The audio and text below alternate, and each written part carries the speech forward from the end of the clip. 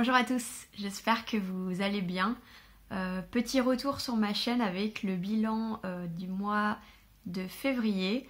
Bilan lecture qui a été assez prolifique puisque, alors certes, je n'ai pas lu beaucoup de livres en quantité, mais j'ai eu deux beaux coups de cœur ce mois-ci, le mois de février, donc voilà, j'étais assez contente. Alors oui, on est début avril, je sais, j'ai pris un petit peu de retard, mais je profite de ces moments un petit peu suspendus qu'on vit ces derniers jours et semaines pour vous tourner les vidéos que j'ai en retard.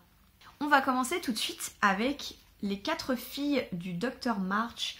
Donc c'est de Louisa May Alcott que j'ai ici en version illustrée par Thomas Gilbert. C'est à l'école des loisirs. C'est donc le classique, sauf que c'est dans une version abrégée, donc c'est important de le mentionner.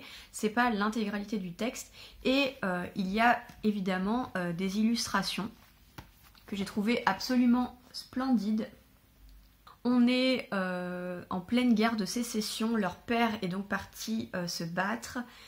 Ils avaient eu un revers de fortune quelques années avant et donc c'est une famille de l'ancienne bourgeoisie, on va dire, qui s'est un peu retrouvée avec beaucoup moins de moyens.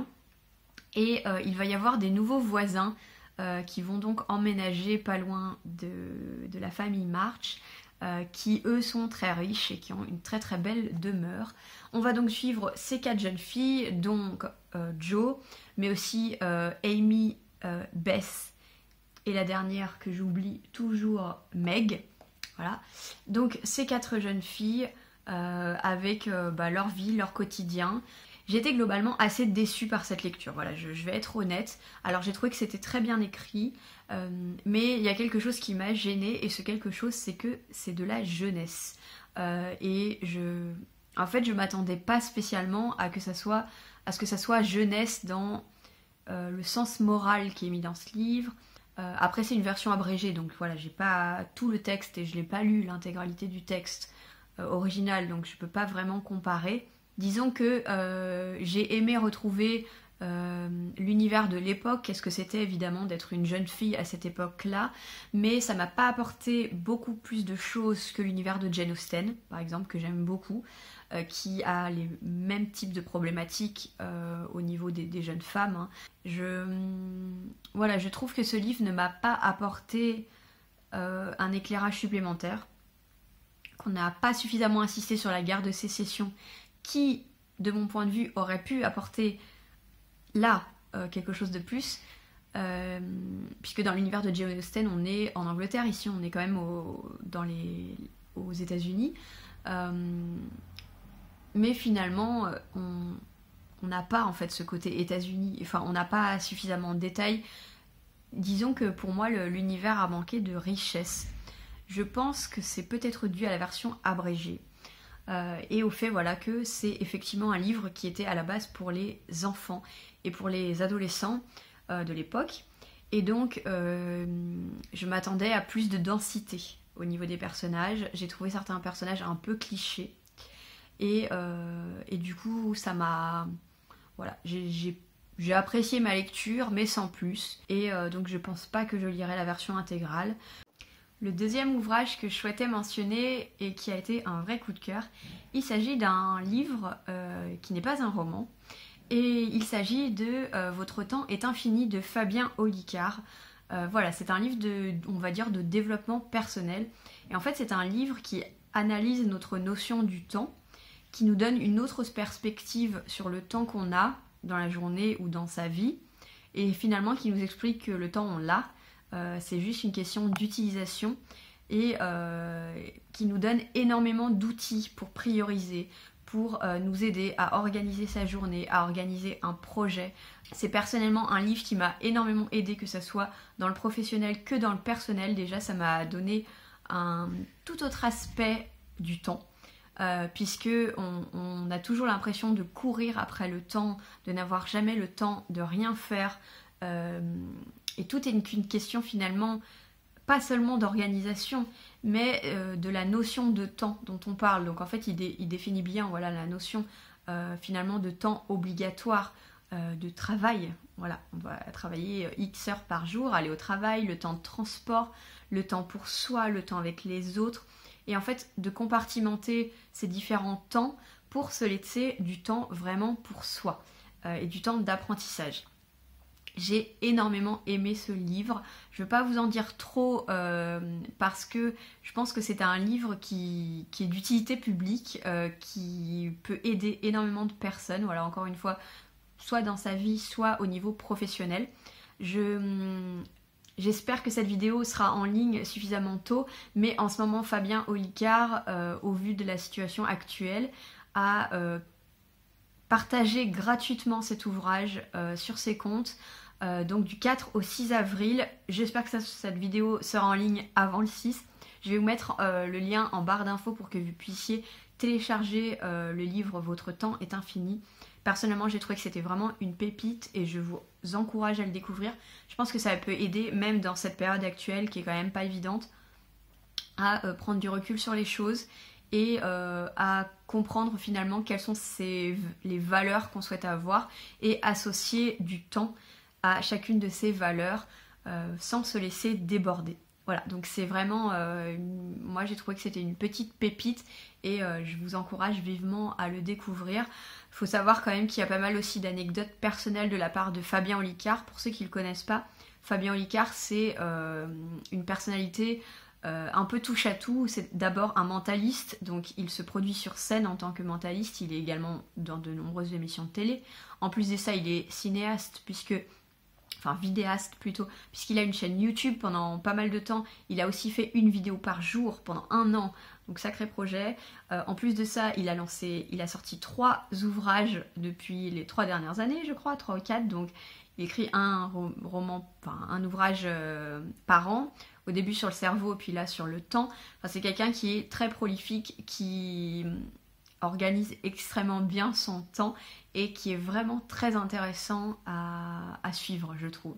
Donc je vous invite à le suivre sur Instagram et sur sa chaîne YouTube si vous êtes intéressé par tout ce qui est mentalisme, mais aussi par tout ce qui est découverte du cerveau, tout ce qui est fun fact, notamment sur son Instagram.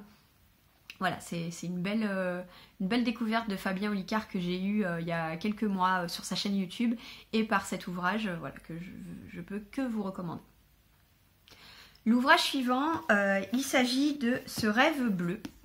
C'est de Liz Braswell, c'est un des ouvrages de la collection Twisted Tale de Hachette Heroes. Donc en fait c'est une réécriture de contes, c'est une réécriture du dessin animé Aladdin, puisqu'ici quand on dit réécriture de contes, on parle pas des contes originaux, mais on est vraiment sur les versions Disney, pure et dure.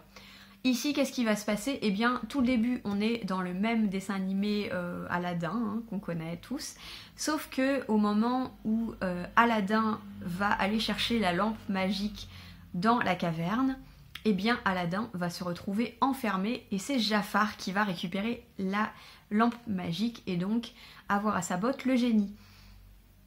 Voilà, je vais m'arrêter là pour la description du résumé.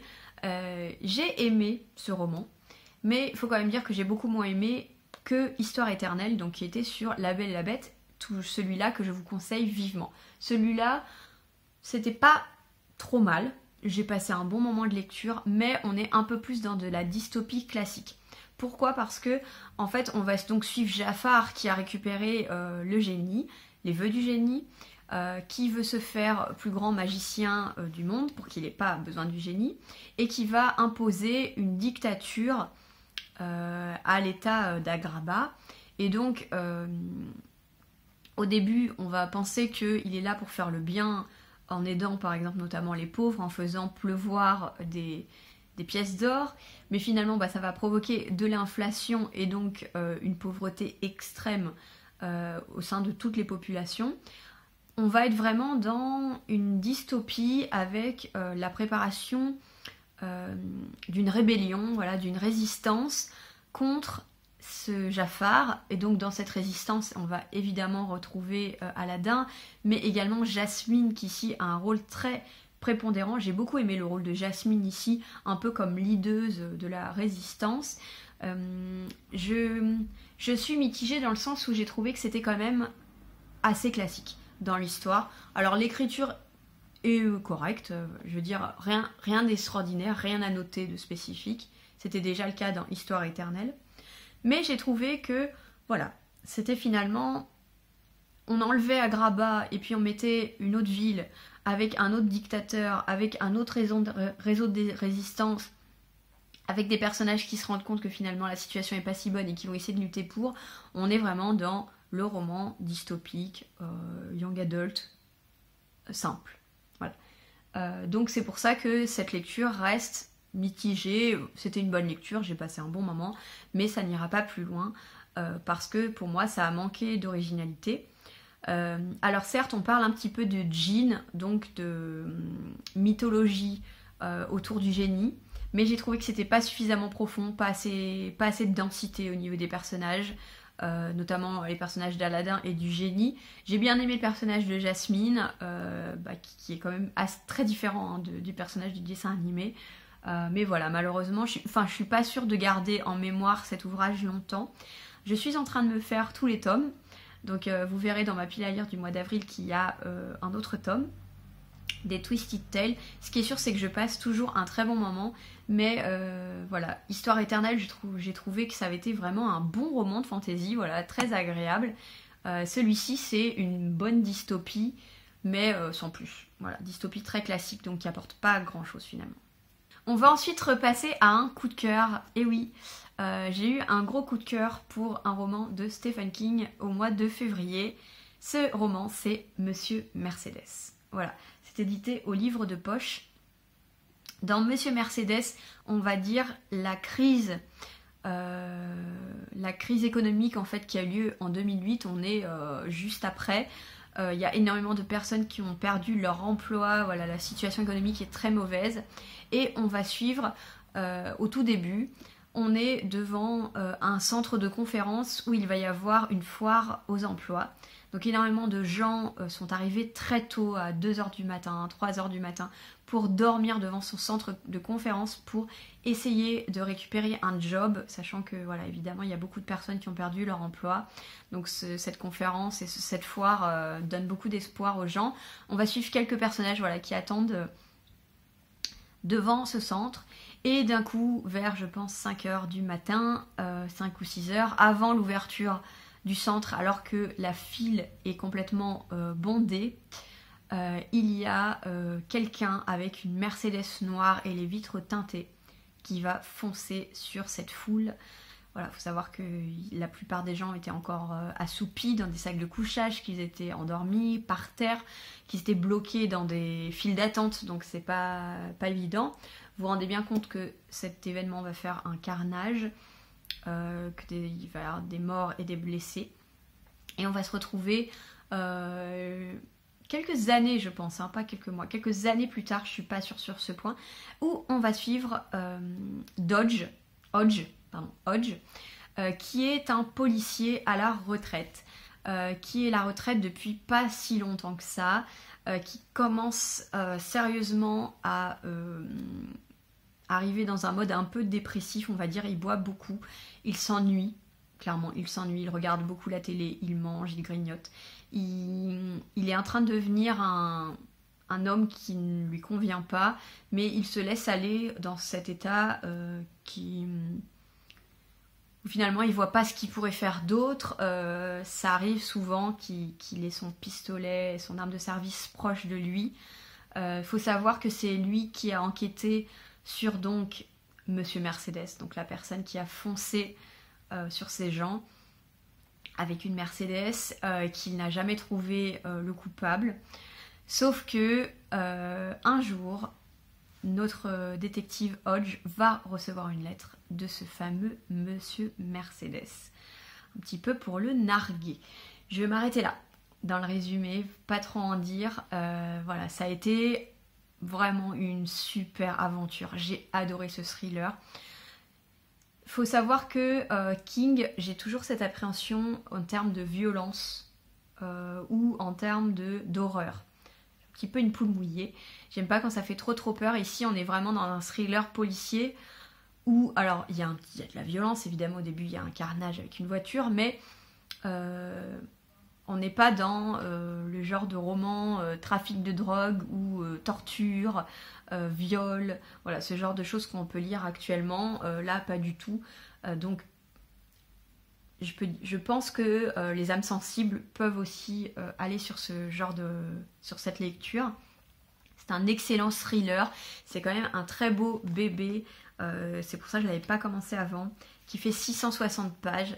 Et je ne me suis pas ennuyée une seule seconde. C'est vraiment un page turner. On est à fond dans l'enquête. Et en plus de ça, c'est un point que j'ai adoré. À la fois, on suit Hodge. Hodge, qui est un personnage au début qui est assez détestable, qui m'a fait pas mal penser au personnage de Clint Eastwood dans Grand Torino, qui paraît comme ça un peu raciste, un peu bougon, qui est pas très sympa, qui s'empâte, qui fait rien d'autre que regarder la télé, qui devient alcoolique. Voilà, personnage qui est un petit peu antipathique, et on va voir l'évolution de Hodge à travers l'enquête. Ça va le réanimer, entre guillemets, hein. À travers les autres personnages qu'il va rencontrer. Stephen King est vraiment très très doué pour créer des personnages qui sont denses, qui ont une vraie histoire, une vraie personnalité, qui ont aussi une évolution de personnage. On a de l'évolution de personnage aussi sur des personnages secondaires que j'ai beaucoup aimés. Et en parallèle en fait du personnage et du destin de Hodge, on suit le tueur à la Mercedes. Donc on est un peu dans sa tête. Et ça, c'est également un point que j'ai adoré, puisque non seulement on essaye de comprendre en fait ce qui a pu motiver cette personne, qu'est-ce qui tourne pas rond chez lui, et on est vraiment... Enfin, moi j'ai été fascinée en fait par cette personnalité qui évidemment était exécrable, mais qui était vraiment très intéressante à suivre. Donc vraiment, je vous conseille 1000 fois Monsieur Mercedes. Il faut savoir que c'est une saga, donc qui a maintenant 4 tomes. J'ai lu les 2 premiers tomes, je vais vous parler du 2e tome juste après. Monsieur Mercedes, il faut savoir que si vous voulez lire que le premier tome, vous pouvez vous arrêter là. Voilà, donc j'ai trouvé que c'était une excellente lecture, et voilà, c'était un très beau coup de cœur. Ça a ravivé mon envie de lire plus de King, d'ailleurs j'en ai acheté pas mal, donc vous avez dû voir ça en book haul. Voilà, gros coup de cœur pour Monsieur Mercedes. Et donc je me suis pas arrêtée là, puisque après j'ai voulu lire le tome 2, Carnet Noir de Stephen King, toujours au livre de poche. Carnet Noir, c'est celui qui est le plus encensé, en tout cas de ce que j'en entends, donc à la fois sur les chaînes YouTube, mais aussi des lecteurs à qui j'ai pu parler. En général, c'est toujours Carnet Noir qui revient. Eh bien, je l'ai moins bien aimé que Monsieur Mercedes. Donc voilà, je vous recommande vivement Monsieur Mercedes. Je vous recommande également Carnet Noir, mais je l'ai un peu moins aimé. Carnet Noir, il peut se lire séparément, mais si vous êtes intéressé par la saga Monsieur Mercedes, commencez par Monsieur Mercedes, parce que ici vous avez pas mal d'éléments qui sont spoilés. Donc c'est dommage, vraiment dommage. Et lire Carnet Noir et ensuite Monsieur Mercedes, ça fait pas vraiment de sens. Par contre, si vous voulez lire que celui-là, c'est tout à fait possible. En fait, dans Carnet Noir, on va suivre un très grand auteur à succès qui n'a plus rien écrit depuis une trentaine d'années. Il a écrit une trilogie avec un personnage principal, donc, qui a marqué en fait la littérature américaine. Et un jour, donc c'est au tout début du roman, je vous spoile rien, il va voir débarquer des voleurs dans sa maison. Voleurs qui sont évidemment intéressés par son argent, mais également par ses carnets, puisque il écrit depuis pas mal d'années dans des carnets Moleskine noirs. Et donc les voleurs, notamment un des voleurs, soupçonne que la suite des romans se situe dans ces carnets qui n'ont donc jamais été publiés. Ça va un peu mal tourner et le romancier à succès va être assassiné et les carnets vont disparaître. Voilà, on va suivre, c'est le premier pan de l'histoire, donc on va être, il me semble qu'on est dans les années 60-70, et à côté de ça, on va suivre de nos jours un jeune garçon qui est, encore une fois, voilà, on est dans la crise économique, toujours dans le même... On est dans la même époque que Monsieur Mercedes. Crise économique, un jeune garçon, son père a perdu son emploi, me semble-t-il. Voilà, la situation économique est assez difficile pour eux.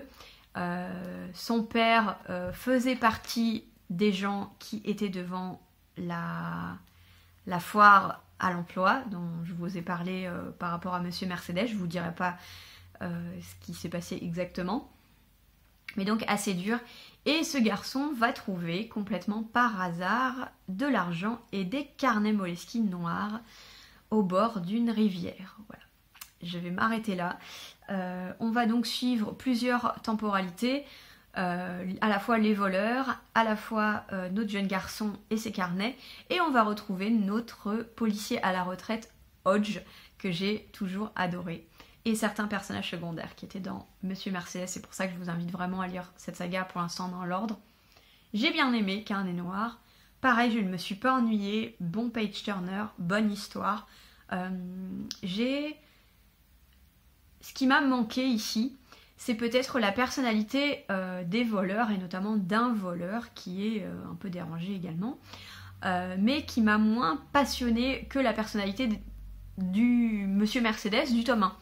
Et donc ici aussi on a cette dualité de personnages, on va dire le méchant, le policier et puis l'enfant, qui deviendra ensuite ado.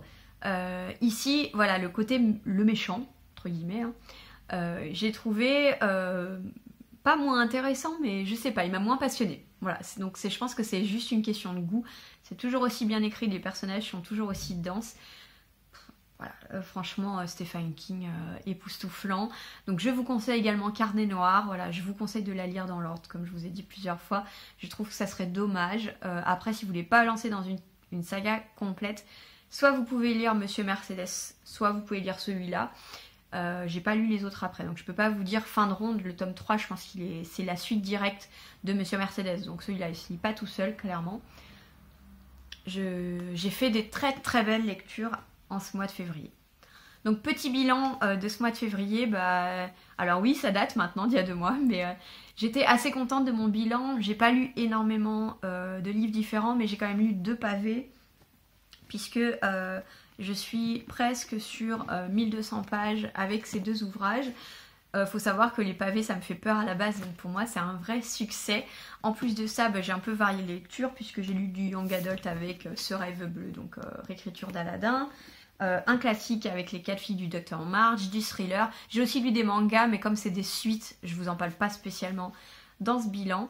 J'espère que ce bilan vous a plu. Voilà, je vais tourner juste après le bilan du mois de mars. Je vous posterai pas ça à la suite et plusieurs autres vidéos. Mais j'espère que vous tenez le coup, que vous êtes chez vous, que ça se passe au mieux que c'est possible que ça se passe. Pour ceux qui sont sur le front, courage. Et je vous souhaite tout le meilleur du monde. Voilà, j'espère que vous faites de belles lectures en cette période. Voilà, moi j'ai eu du mal à lire au début. Je vais être honnête, maintenant c'est revenu, mais au début j'ai eu vraiment du mal à lire. Vous verrez ça dans mon bilan du mois de mars. Avec des lectures où j'étais assez absente. Mon esprit n'était pas du tout dedans.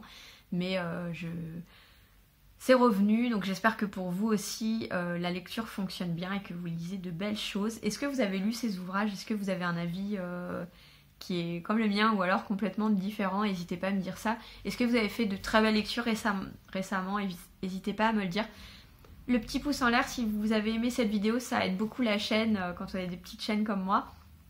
Et n'hésitez pas à vous abonner si c'est toujours pas fait. Je vous fais de gros bisous et puis on se dit à la prochaine. Ciao!